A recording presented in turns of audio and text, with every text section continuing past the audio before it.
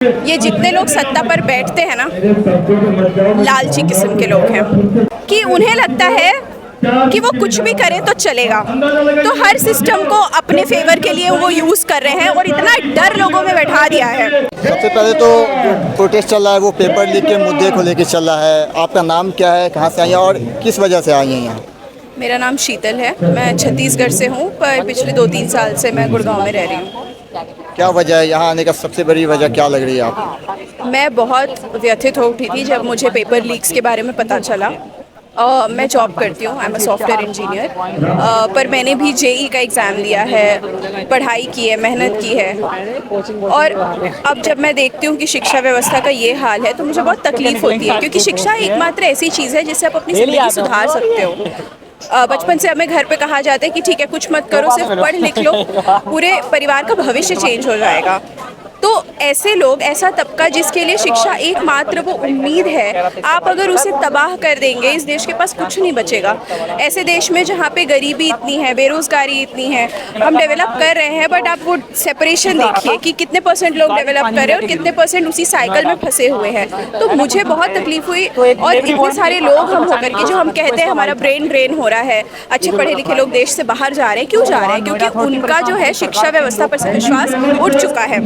आप देखिए कि फीस इतनी ज़्यादा बढ़ गई है, प्राइवेटाइजेशन इतना बढ़ गया एजुकेशन का, ये सारी चीज़ें ना अंदर ही अंदर युवा के अंदर भरती जा रही है, गुस्सा बढ़ता है। इतना सारा कुछ होने के बाद भी ना ही धर्मेंद्र प्रधान का अभी तक इस्तीफा आया है और ना ही सरकार के कानों तक अभी जू रेंगी है, क्योंकि आप देख रहे तो खबर पूरी पहुंच रही है सरकार तक, लेकिन कोई एक्शन नहीं हुआ अभी तक। और शिक्षा व्यवस्था की हालत सबको पता है, लेकिन सरकार जो उस पर क्यों नहीं एक्शन ले पा रही है? क्या वजह लग रही है उसके पीछे क्या? देखिए, इस सरकार की ना हिस्ट्री रही है, उनको अकाउंटेबल ठहराया जाता है पर वो अकाउंटेबिलिटी लेती नहीं है। और अभी तक ऐसा हुआ है कि उनको रास्ता मिल गया था मतलब अपने हाथ ऊपर उठाने के लिए, क्योंकि उनका सपोर्ट भी पहले टाइम पे बहुत ज़्यादा था। आप अगर समय के साथ देखेंगे तो वो सपोर्ट भी उनका कम होता जा रहा है, क्योंकि अब लोगों को साफ साफ दिखने लगा है। पर ऐसा नहीं है कि उनको फ़र्क नहीं पड़ा, फ़र्क पड़ा है, इसीलिए कैबिनेट रीशफलिंग की बात चल रही है। पर अगर आप ये बोलोगे कि धर्मेंद्र प्रधान इस्तीफा दे ही दे, तो मुझे लगता है, मैं तो पहले से बहुत क्लियर थी कि ये बड़ी ना ढीठ किस्म की सरकार है, बड़ी बेशर्म सरकार है। तो मैं इस लड़ाई के लिए रेडी थी कि ये लंबी चलेगी, और मुझे पता है ज़्यादातर लोग यहाँ पे मेंटली प्रिपेयर्ड थे कि ये मूवमेंट लंबा चलने वाला है। तो जिस चीज़ का कंक्लूजन ये है कि उनको खबर हर एक चीज़ की है। अगर आप यहाँ पे देखोगे सर्वेलांस के तौर पे बहुत सर्वेलेंस हो रहा है, ठीक है, और उन्होंने एक्शन डायरेक्टली नहीं लिया है ना। कैसे वो लोग बोलेंगे पब्लिक को कि हम रिज़ाइन करवा रहे हैं, तो वो थोड़ा अलग तरीके से रीशफलिंग की बात कर रहे हैं। इम्पैक्ट तो पड़ रहा है, देखते हैं इतना स्ट्रॉन्ग इम्पैक्ट कब पड़ेगा कि वो एक्चुअली रिज़ाइन करवाया हो। ऐसा क्यों होता है कि जो जनता चुनाव का समय आता है, जो लीडर कुर्सी पर जाके अभी बैठते हैं, वो चुनाव के समय उसी जनता के पास जाते हैं, उसका पैर तक पकड़ लेते हैं, बड़े बड़े वादे करते हैं, लेकिन चुनाव ख़त्म होने के बाद, कुर्सी संभालने के बाद वो उसी जनता को भूल जाते हैं, उनके पास नहीं आता। अगर वो कुछ प्रोटेस्ट करते हैं तो बहुत जगह ऐसा हुआ है कि उन पर लाठियाँ बरसाई गई हैं, जेल में डाला गया है, लेकिन असर कुछ नहीं होता सरकार पर। वो जनता को फिर भूल क्यों जाती है? क्या लग रहा है इसके पीछे आपको? ये जितने लोग सत्ता पर बैठते हैं ना, लालची किस्म के लोग हैं। अच्छे लोग मुझे पता नहीं क्यों पॉलिटिक्स में नहीं आ रहे हैं, या हम उन्हें आने नहीं दे रहे हैं। नई पीढ़ी को पॉलिटिक्स से डरना नहीं चाहिए। Everything is political. आप ये बोलो कि मैं ए पॉलिटिकल रह करके या पॉलिटिकली इग्नोरेंट रह करके मैं सिर्फ अपनी लाइफ अच्छी कर लूँ, कर तो लोगे आप, पर कभी ना कभी उसकी गाज आप पे भी गिरेगी, तब आप किसे जिम्मेदार ठहराओगे? क्योंकि जब आपको पॉलिटिकल होना चाहिए था तब तो आप हुए नहीं। कई बार लोग वोट भी नहीं देते, उनके कोई पॉलिटिकल ओपिनियंस वो एक्चुअली वॉइस आउट नहीं करते जो करना चाहिए। तो थोड़ी सी जिम्मेदारी ना जनता की तरफ भी जाती है, क्योंकि अभी तो जो लोग बैठे हैं वो तो नो डाउट सेल्फिश लोग बैठे हुए हैं। दूसरी ये चीज़ कि ना जनता जो है उनको रिजल्ट नहीं दिखाती उनके एक्शन का।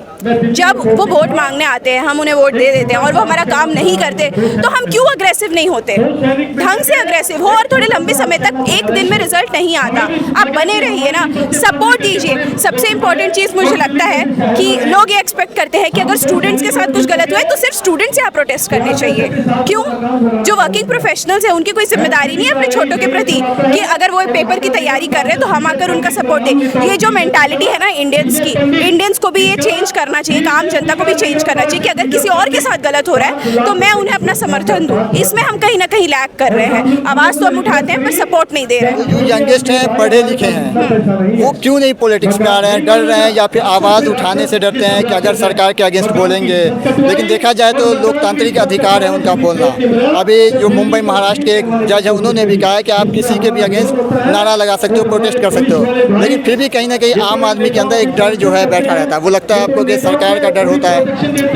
दो मुख्य तौर पर डर है। सबसे पहले तो जो सरकार बैठी है, इतने बहुमत से उन्होंने पिछले कुछ समय में सत्ता पे राज किया है कि उन्हें लगता है कि वो कुछ भी करें तो चलेगा, तो हर सिस्टम को अपने फेवर के लिए वो यूज़ कर रहे हैं और इतना डर लोगों में बैठा दिया है। आप लोगों से पूछोगे ना कि आप प्रोटेस्ट करने जाओगे, उनके दिमाग में 4 क्वेश्चंस आएंगे। एक डेमोक्रेटिक कंट्री में एक प्रोटेस्ट करने के लिए इतना डर, आप खुद समझ जाओ उस डेमोक्रेसी की क्या स्थिति है। मतलब डर का ऐसा माहौल बना दिया गया है। उनके दिमाग में पहले आया था कि अगर हम जाएंगे तो हो सकता है कि हमारे घर पे बुलडोजर चल जाए, हमारे परिवार वाले को जेल में डाला जाए, हमको जेल में, ये बना दिया गया माहौल ऐसा। जी, पहली चीज़ तो ये थी कि डर का माहौल इन्होंने खूब बनाया है शुरू से। दूसरी बात ये है कि सिस्टम को भी इतना इन्होंने वीक कर दिया है ना कि अगर एक बच्चा जो है, एक युवा अगर सोचे कि उसे एक्चुअली अपने समाज के लिए कुछ करना है तो उसके पास अपनी पर्सनल लायबिलिटीज इतनी ज़्यादा है कि वो चाह कर भी कुछ नहीं कर सकता। इन्फ्लेशन इतना हो गया, महंगाई इतनी बढ़ गई है, शिक्षा जो है पूरी तरीके से प्राइवेटाइज हो रहा है, महंगी फीस है, लोग स्टूडेंट लोन लेकर पढ़ाई करते हैं, ठीक है। उसके बाद कॉर्पोरेट में जाते हैं, कॉर्पोरेट में आपको पता है किस तरीके से 9 to 5 जॉब होता है, मतलब मेंटली वो एग्जॉस्टेड होते हैं। उनका जो डर है ना, एक तो बाहरी सिस्टम से भी आता है और दूसरा डर ये है कि अगर उन्होंने एक गलत कदम उठाया, उनके पूरी परिवार की स्थिति खराब हो सकती है। एक डिटेंशन और उनका करियर बर्बाद हो सकता है, गलत डिटेंशन भी हुआ तो भी। आपने अभी बात रखी कि महंगाई बढ़ रही है, बेरोजगारी, लेकिन बहुत सारे ऐसे भी लोग हैं जो मानते ही नहीं है कि देश में महंगाई बढ़ी है या फिर बेरोजगारी बढ़ती जा रही है। वो कह रहे हैं जो भी चल रहा है बहुत बढ़िया चल रहा है, कुछ ऐसा नहीं। उनके लिए क्या कहेंगे? देखिए, समय ना सबकी आंखों पर से पर्दा हटा देता है और अगर आप नोटिस करेंगे ना तो धीरे धीरे, आज की अगर मैं बात करूं तो ऐसे काफ़ी लोग हैं जो पहले ये शब्द बोलते होंगे, आज उनकी आंखों से भी पर्दा हट गया है। अगर मैं चोरी की बात करूं, किस चोरी की? मंदिर से जो चोरी हो रही है, तो कई लोग उसमें ऐसे थे जो अब तक यही बोल रहे थे कि महंगाई तो हो नहीं रही है, मान नहीं रहे थे उस चीज़ को, पर अब उन पे बात आ गई है, तब उनको सारी चीज़ें दिखने लग जाएंगी कि सिस्टम में कहाँ पे क्या गलत हो रहा है।